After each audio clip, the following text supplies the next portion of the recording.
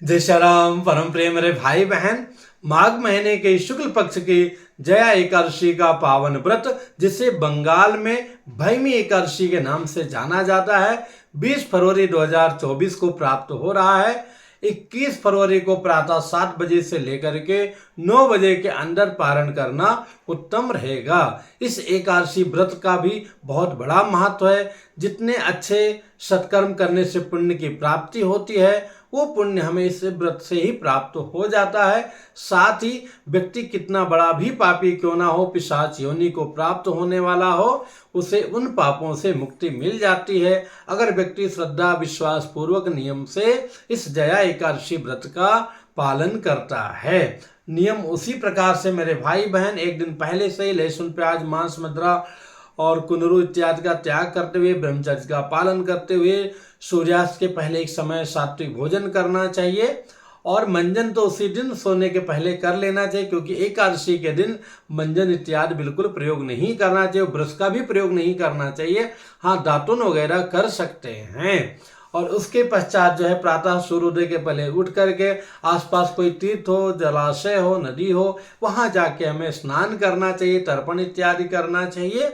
और इस दिन जो है माधव भगवान की विशेष रूप से पूजा किया जाता है। माधव स्वरूप भगवान का पूजा करना चाहिए। अगर हम वो नहीं कर पा रहे हैं तो श्री सत्यनारायण कथा कर सकते हैं, अथवा हमारे घर में जो भी विग्रह नारायण का है उनका विशेष पूजन करके, नित्य से अधिक उनका अभिषेक इत्यादि करके, अच्छे वस्त्र धारण करा करके, धुले हुए, और तुलसी दल इत्यादि पुष्प इत्यादि जो है 108 100 कम से कम नहीं तो 11 ही सही या उससे अधिक उनको अर्पण कर सकते हैं, अर्चना कर सकते हैं।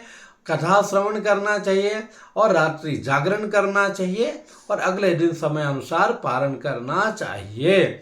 और इसकी कथा भी जो है युधिष्ठिर जी के पूछने पर भगवान श्री कृष्ण जी ने कहा कि एक समय इंद्र जो है मगन होकर के अपने नंदन वन में विहार कर रहे थे।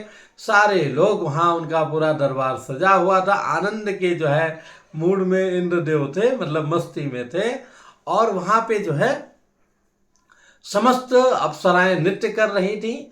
वहां पर ही जो है एक गंधर्व, विशेष, साधारण गंधर्व नहीं, विशेष गंधर्व हैं, पुष्पदंत जी जो है, और उनकी कन्या जो है वहां पर पुष्पवती थी, तो उसके साथ में थे।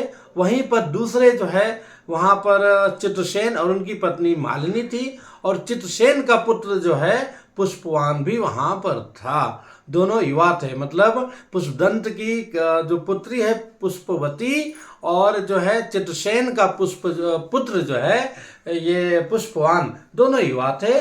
और उसी नृत्य के बीच में दोनों की जो है नजरें, दृष्टि मिलती है, और दोनों आपस में जो है उस सुर को भूल करके जो है कहते हैं ना, जो सुर से हट जाता है वो असुर बन जाता है, जो ताल से हट जाता है वो बेताल बन जाता है। उनको इस प्रकार से बिल्कुल उस भरी सभा में और अवहेलना करते हुए देख करके इंद्र को जो है बड़ा दुख हुआ और क्रोधित हुए कि तुमने जो है बेताल वाला काम किया, ताल को छोड़ करके, अपने कर्म को छोड़ करके और अनावश्यक कर्म में लग गए हो, तो जाओ दोनों पिशाच योनि को प्राप्त हो जाओ।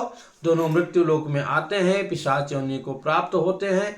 और पिशाच योनि में मेरे भाई बहन जो सबसे बड़ा कष्ट होता है, व्यक्ति जो है प्यासा होकर के भटकता रहता है, क्योंकि सुई के नोक के बराबर जो है उसका मुख होता है, और पिशाच का शरीर जो है बहुत बड़ा होता है। चूंकि भोग शरीर होता है, कष्ट भोगी शरीर होता है, तो तृप्त नहीं होता, उसी में वो भटकता रहता है। बहुत दुखी होकर के जो है दिन जो है दोनों आपस में चर्चा करने लगे कि किन पापों की सजा है जो इस प्रकार से हम परेशान हो रहे हैं। फिर इसी में माघ महीना आ गया। आप जानते हैं ठंडी कितनी पड़ती है, और वो लोग विशाल जो है ऐसी जगह थे जहाँ ठंड का जो है पूरा साम्राज्य था। होते होते पीपल के पेड़ में थे दोनों, और ये चिंता करते करते उस दिन एकादशी जो है, यही जया नाम की एकादशी थी। और हमारे चिंतन के, चूंकि पिशाच लोग जो है पिशाचवत भोजन करते हैं, और जो जीवन में भी मनुष्य होते हुए भी जो मनुष्य को नहीं खाना चाहिए वो खाते हुए भी पिशाचवत ही हो जाते हैं तो हमें वो सब चीज़ नहीं खाना पीना चाहिए। तो पिशाच थे, फिर भी जो है इनका मन जो है बड़ा विरक्त हो गया था कि शरीर से हमें छुट्टी मिले, बहुत कष्ट हम लोग झेल चुके हैं। तो ऐसा विचार करते करते एक दिन पहले से ही वो लोग जो है वैसे ही रहे, और एकादशी के दिन पूरा दिन मारे शोक के, मारे दुख के, मारे पश्चाताप के निकल गया। और उस हालत में एक दूसरे को चिपके हुए सारी रात कराते हुए, ठंड से ठिठुरते हुए, जागते हुए बीता। तो अनजाने में ही उनसे जया एकादशी का व्रत हो गया, रात्रि जागरण हो गया।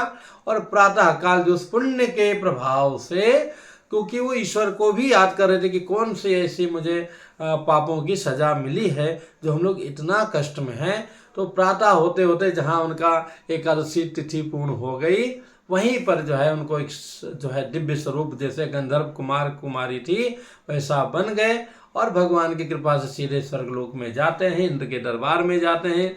इंद्र उनका सम्मान करते हैं, कहे भगवान विष्णु और शिव के भक्त जो है हमारे लिए सदा सम्मानीय है, उनका आदर करते हैं और उनसे कहते हैं कोई बात नहीं, तुम्हें एक नया जीवन मिला है और जा करके अब आनंद मगन हो करके और आनंद से जो है निसंकोच प्रेम विहार करो। और उनको एक विशेष स्थान प्रदान करते हैं इंद्र महाराज।